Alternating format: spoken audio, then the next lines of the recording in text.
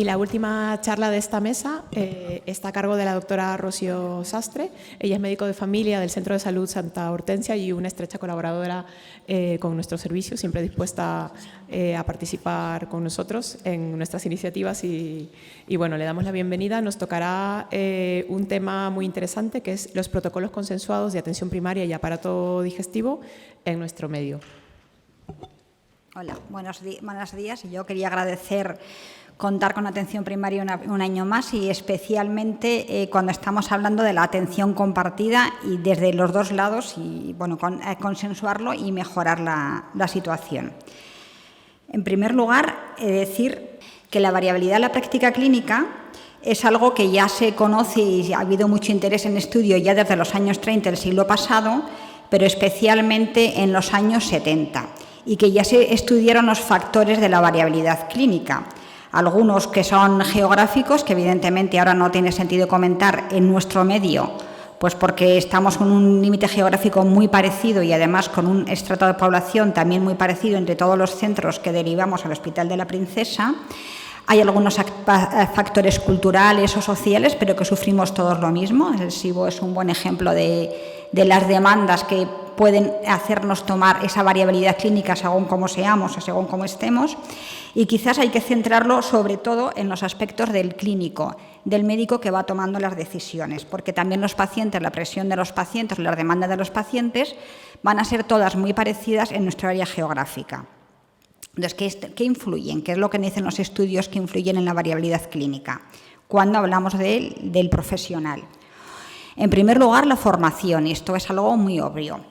La experiencia y las habilidades de comunicación que tenga. A veces tienes experiencia, formación, pero las habilidades de comunicación para compartir con el paciente las decisiones, si no son buenas, puedes acabar tomando decisiones para resolver lo que está demandando con su punto de vista, o puede ser que hagas una medicina incluso de complacencia. En segundo lugar, porque la evidencia científica está en una evolución continua y esto a veces resulta muy difícil mantenerse actualizado. Entonces, estás en el desconocimiento.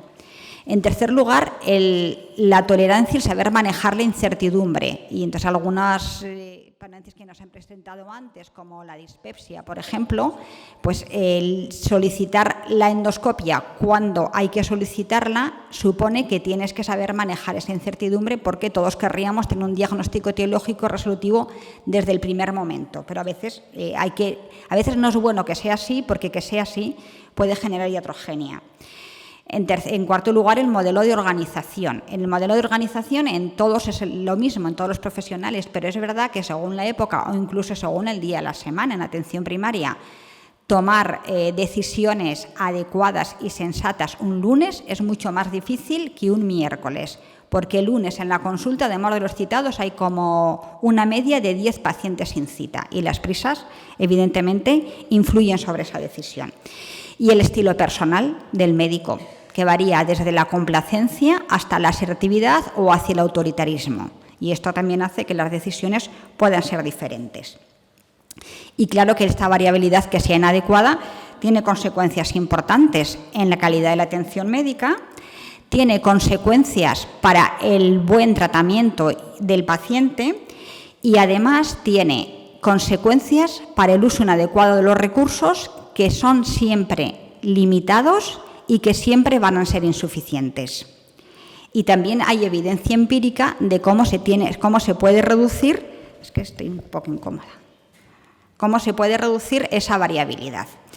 Desde luego ya está muy demostrado que aquellas actuaciones que hagan llegar la información de una forma ágil al clínico reduce la variabilidad inadecuada. Y para eso lo más efectivo ha sido disminuir la elaboración de guías de práctica clínica, de protocolos y de vías clínicas.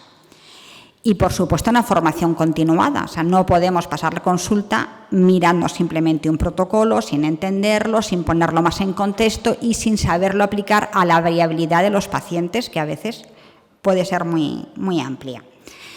Y en ese sentido están los protocolos compartidos de atención primaria y atención especializada que se presentaron en el año 2020, después de la pandemia, es así, ¿no? En 2020, después de la pandemia, se presentó en atención primaria. Estos protocolos compartidos, voy a contar cuáles son, no voy a comentar todos, evidentemente. El manejo del paciente con diarrea, el síndrome del intestino irritable, el protocolo del estreñimiento funcional, el protocolo de enfermedad hemorroidal, la dispepsia no investigada, como veis, todos son patologías digestivas muy prevalentes, la dispepsia funcional, la enfermedad por reflujo gastroesofágico, el manejo y seguimiento de la gastritis atrófica y metaplasia intestinal gástrica. Yo personalmente lo agradecí mucho porque cuando empezábamos a pedir gastroscopia y de repente tenías estas metaplasias intestinales, mirabas up to date y te hablaban de unos porcentajes y me pasaba la vida haciendo consultas para ver cómo tenía que seguir. No es que sea tan prevalente como el resto, pero desde luego en la atención primaria, quiero decir, pero resultó muy resolutivo. La enfermedad hepática grasa no alcohólica, que esta sí que es muy prevalente. La elevación de las transaminasas, que es otra causa frecuente. El protocolo de vigilancia de hemangiomas hepáticos, son hallazgos que no es que sean muy frecuentes, pero son hallazgos que encontramos cuando pedimos ecografías que tenemos que saber manejar y que nos puede evitar generar un seguimiento inadecuado pidiendo ecografías o derivando. La vigilancia de pólipos vesiculares por la misma razón y, más recientemente, hacer llegar a atención primaria los cambios que ha supuesto en el seguimiento de la polipectomía, que no son los mismos que había en el programa de Prevecolon, la preparación optimizada de la colonoscopia para poder hacer lo mismo que se hace en el hospital y dejar de un poco improvisar o hacer recomendaciones que no teníamos tan estandarizadas, y el paciente con antecedentes familiares de cáncer colorectal, que no hay un consenso, vosotros sabéis más que yo, pero no hay un consenso claro de a partir de qué momento el familiar de primer grado. En algunos hablaban hasta de 60 años, pero es importante tenerlo claro, tenerlo consensuado y evitar pedir colonoscopias que sean innecesarias por antecedentes familiares de primer grado o segundo grado que no cumplan estos criterios. ¿Y cómo se estructuran estos protocolos? Bueno, pues los protocolos son todos ellos muy prácticos, bueno, igual los conocéis todos, pero hablo de lo que supone para un médico de atención primaria. Son muy prácticos para facilitar la toma de decisiones mientras se está atendiendo al paciente. Y esto es importante, esto cumple esos requisitos de disminuir la variabilidad de la práctica médica porque haces llegar al lugar donde se tomen las decisiones la evidencia científica de una forma ágil e inmediata.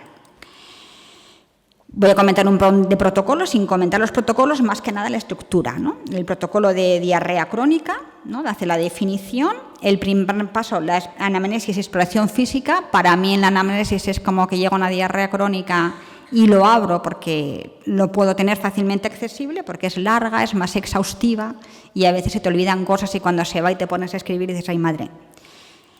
Las pruebas que tienes que pedir, en primer lugar. El tercer paso, determinar si hay datos de alarma o no. Cuáles son los criterios de derivación y cómo se hace la derivación. Eso también a la hora de la gestión de la derivación resulta muy útil y además unifica criterios. Lo que tienes que hacer, el tratamiento empírico, lo que tienes que hacer en caso de falta de respuesta al tratamiento empírico y cómo puedes hacer la consulta, cómo puedes hacer la derivación, puedes una consulta, sin más.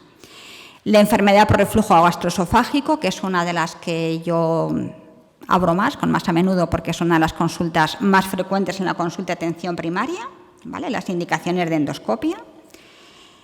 Las recomendaciones del tratamiento, es verdad que también teníamos antes en la historia de nuestra historia clínica electrónica, AP Madrid, las recomendaciones del reflujo gastroesofágico, cómo hacer el tratamiento farmacológico. Las dosis convencionales de IVP, esto para nosotros es las dosis equivalentes, pues es muy útil, la verdad. Antes tenía notitas y tal, y ahora abro el protocolo y enseguida lo puedo ver. Cuándo utilizar otros fármacos, e incluso en el embarazo, que es una consulta muy frecuente que nos hacen las embarazadas a los médicos de familia.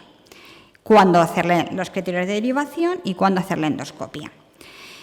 Y como hablamos de nuestro entorno, sí me gustaría contaros cuál es el entorno en el que se mueve un médico de familia. Pues un médico de familia tiene las consultas, los motivos más frecuentes de consulta están aquí y la mayoría son enfermedades asociadas con riesgo cardiovascular, pero eso es como la mitad de la consulta. Pero sí también, lógicamente, hay síntomas digestivos, entre muchos otros, ¿eh? Y los síntomas digestivos suponen el 10% de los motivos de consulta en atención primaria. Y voy a poner algunas de las patologías que atendemos, aunque no sean frecuentes o no, y esto solamente es muy pocas de las que atendemos. Hipertensión, diabetes, hiperlipemia, la disnea, estudiodisnea, estreñimiento, dispepsia, las alteraciones del estado de ánimo, infecciones urinarias, que no siempre son agudas y ya, muchas son recurrentes, una cefalea, artrosis, EPOC, obesidad, cuidados paliativos y una lista mucho más larga. Con lo cual, es evidente que resulta para un médico de familia difícil mantenerse actualizado. Tendríamos que leer una media de 10-12 guías clínicas de las patologías que atendemos cada año y las guías clínicas tienen, pues, por encima de 100 páginas todas. Algunas hacen resúmenes que tienen 20 o 30 páginas y que ya son como más asequibles. Pero además tenemos un entorno en nuestro medio, aquí del Hospital de la Princesa, que somos 120 médicos de familia, que tenemos cambios frecuentes, que además ahí está empezando a haber rotación porque por la creación de la especialidad han empezado las jubilaciones frecuentes de los médicos de familia y además van suplentes. Así que yo mandé un correo a todos mis compañeros para preguntarles sobre los protocolos de digestivo. No representativo, porque somos 120 médicos, somos 120 y algunos, ciertamente, y la respuesta fueron 50, o sea que es aproximadamente el 40%, no pretendo que sea representativa, lo lanzo como sí que creo que puede ser, nos puede dar una idea de lo que está pasando, y desde luego lo que no nos explica son las causas, porque sobre las causas no se preguntó nada. El 20% no conocían los protocolos. No había ninguna pregunta por qué, porque lo que pretendía era que hubiera un mayor número de respuestas posibles. Pero al 82% le resultan útiles los protocolos, así que parece que ya esta línea de trabajo tiene que seguir porque tiene utilidad. Pero, sin embargo, si estaban disponibles o no en el momento en que pasaban la consulta, fácilmente disponibles, porque se difundieron por correo electrónico y luego pues cada centro hizo lo que creía que tenía que hacer. Algunos los tenemos disponibles en algunos centros directamente en el mismo módulo de historia clínica, con lo cual ahí es muy, muy fácil hacerlo, pero sin embargo, más de la mitad no era así, con lo cual eso también dificulta el que se manejen los protocolos. A ver. Vale. Preguntaba también, cuando atendía una patología digestiva, con qué frecuencia lo utilizaba, y el frecuente o muy frecuente, ¿vale?, es más de la mitad, pero queda un 43% que solamente lo hace a veces. Ninguno respondió que casi nunca o nunca. Los conocían todos, los habían consultado. Y la pregunta cuando derivaban a digestivo a mí me sorprendió, porque resulta que cuando hacen la derivación es menos que la anterior, lo cual pues resulta un poco sorprendente. Solamente el 31% de los centros de salud habían realizado sesiones de formación sobre protocolos de digestivo y el 75% no había acudido a alguna sesión de presentación de los protocolos. Una se lanzó para todos los médicos. Vale, esto es así, a pesar de todo, la gente los conoce, pero quizás vale la pena hacer más esfuerzo.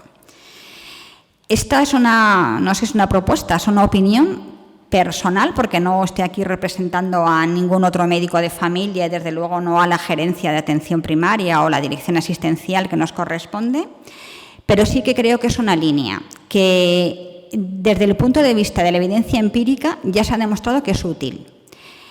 Y que además hay otro dato, y es que la mayoría de los compañeros médicos de familia consideran que los protocolos les resultan útiles. Así que creo que hay que avanzar en continuar la difusión, que creo que está mucho también en el campo dentro de los propios centros de salud y los médicos de familia, Creo que sería útil establecer una figura de responsables en cada centro de salud porque es el funcionamiento habitual ya de los centros de salud. La atención primaria es muy dispersa, en este área hay 11 centros solamente en este área y sí que estamos habituados a funcionar con figuras de referente. O sea, tenemos, por ejemplo, para algo que sea más próximo, la figura de referente del Prevecolon, que permitió que en las primeras épocas en que había disfunciones a la hora de pedir las colonoscopias o cómo transmitían la información, o en este momento también cómo se transmite la información, cómo se detecta a las pacientes con una sangre oculta positiva que no han sido localizados y demás. La figura de referente estamos muy acostumbrados a ella en vacunas, en muchas cosas. Los responsables de las patologías o de un área son referentes para los compañeros. Es decir, cuando hay una persona referente, uno se levanta y pregunta. O acaba la consulta y dice, oye, ¿esto cómo se hacía? ¿Tú qué eres esto? Esto me toca pedir la colonoscopia de los 3 años. ¿Cómo era? ¿Desde dónde la hago? Permiten transmitir mucho mejor la información. Sí que dinamizan mucho las sesiones de información. Cuando uno se siente responsable, se siente más involucrado. Y permiten que se puedan detectar necesidades que puedan transmitirse. Creo que hay que mantener reuniones periódicas con responsables, además de las que se hacen a todo el mundo, porque vincula más la responsabilidad y vincula más la transmisión de la información o de la formación, que no tiene sentido que sean muchas porque ya todos estamos muy sobrecargados y la mayor parte del tiempo necesitamos dedicarlo a pasar consulta, que permitirá que se hagan la actualización de protocolos o que permitirá que se soliciten protocolos nuevos que a nosotros nos puedan parecer útiles cuando estamos atendiendo patología digestiva. Hay que monitorizarlo y cuando hablo de monitorizarlo no estoy hablando de hacer un macroproyecto de calidad con un montón de indicadores y con una sistemática de trabajo de campo que sea muy exhaustiva, porque va a fracasar, porque no tenemos tiempo y porque estamos dedicados fundamentalmente a la atención y a la clínica, pero sí que pueden hacerse con indicadores sencillos, con algunas de las patologías que sean más prevalentes o con aquellas derivaciones que sean más frecuentes y que no se ajusten a lo que pone el protocolo. Y solamente eso ya va a crear un cambio de cultura entre la atención primaria y atención especializada, y en atención primaria una interiorización de esa cultura. Y también creo que hay que implicar a los directores de continuidad asistencial y a la gerencia de atención primaria.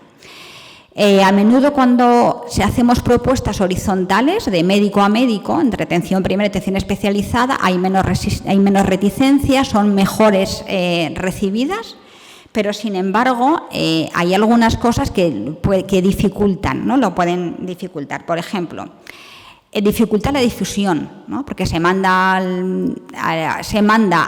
a un correo genérico del centro de salud que puede no llegar a transmitirse. Con esa figura responsable y con la implicación a través de las direcciones asistenciales está más garantizado el circuito. Desde luego refuerza los referentes, y hay algo muy importante, que es que poco más de la mitad tenían fácilmente accesible, mientras pasaban por consulta, acceder al protocolo. Pero en la historia de atención primaria es fácil cargarlo en el ordenador. Lo que pasa es que puede haber muchos compañeros que no sepan, que no están en cómo funciona por detrás la historia clínica informática. Los protocolos de cardiología, que sí que fueron, que en las reuniones siempre asistía la directora, nuestra referente de los equipos de atención primaria de aquí, de este área, todos fueron cargados en la historia clínica electrónica. Y aquí entiendo, por lo que han respondido los compañeros, entiendo que no ha sido así. Y además porque tenemos que solicitar el apoyo para algunas de las cosas que hay en el protocolo y que no tenemos. O sea, por ejemplo, no tenemos la capacidad para pedir triple tejido cuando haces un estudio de alteración de transaminasas que está en el protocolo, o todavía no podemos pedir la calprotectina, por ejemplo, ¿no? Y esto es algo que no es que haya una negativa del laboratorio del hospital a hacerlo, es que lo que no hay es como una figura con la autoridad de gestión que diga hágase. Yo personalmente lo pedí cuando nos reunimos de la calprotectina y estoy esperando la respuesta. Y bueno, muchas gracias.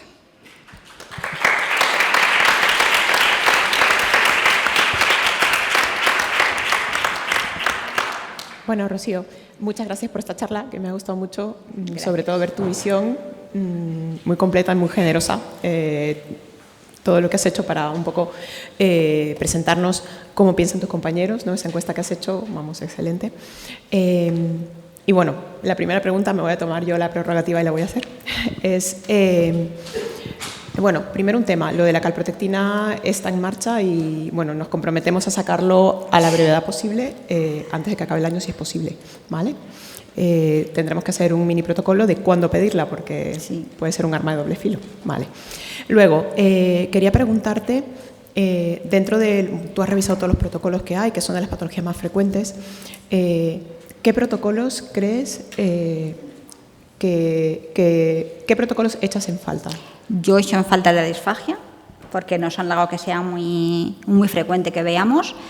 Sobre todo los centros que tenemos o los cupos que tenemos, población más mayor. Algunas están muy claras, son disfagias orofaringeas, paralíquidos con demencia y demás, pero hay muchas tierras así como de más frontera que yo resuelvo con e-consulta con vosotros mayormente, ¿no? Porque a veces no sé si tengo que pedir ya una gastroscopia o no es la prueba más indicada.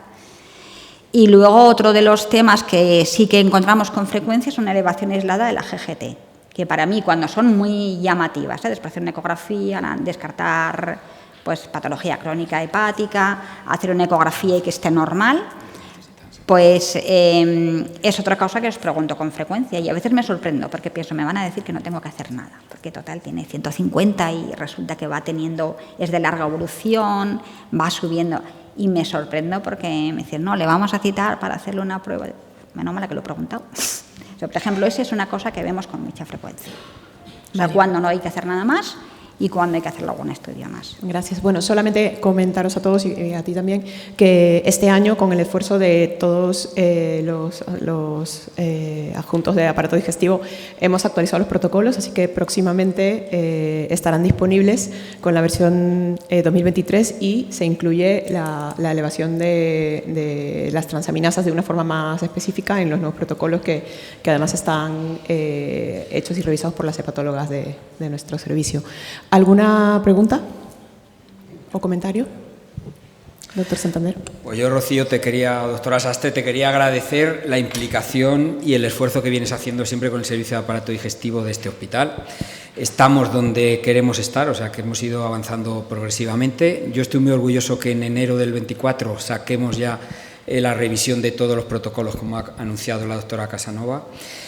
Nos hemos ido apuntando qué podemos mejorar y yo creo que este es el análisis que nos has ido haciendo. Un mensaje claro que yo creo que ya estamos a punto de conseguir, lo que fue al inicio de nuestras reuniones, es acabar que el paciente sea mensajero entre atención primaria y el hospital. O sea, el paciente no tiene que traer el volante de interconsulta o seguir un simple papel que luego le vuelve al médico de atención primaria. Si viene es para algo y el paciente lo tiene que percibir y si no, pues no tiene que venir. Para eso tenemos otra serie de requisitos y de vías de acceso que yo creo que están bastante desarrolladas, por lo menos en nuestro área. Entiendo que la disfagia pues sea algo que os preocupe y por lo tanto pues precisamente hay es la siguiente mesa, es toda de disfagia y además es algo en el que el servicio es potente, por lo tanto tendremos que dar respuesta como nos estás pidiendo.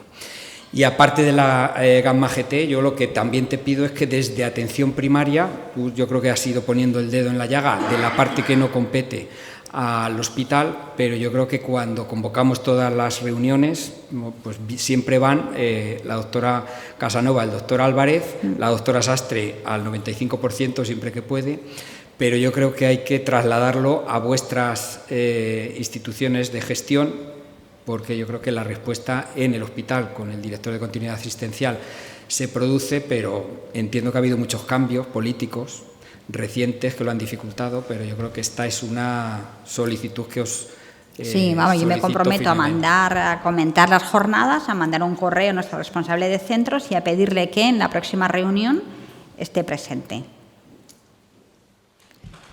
Bueno, muchas gracias.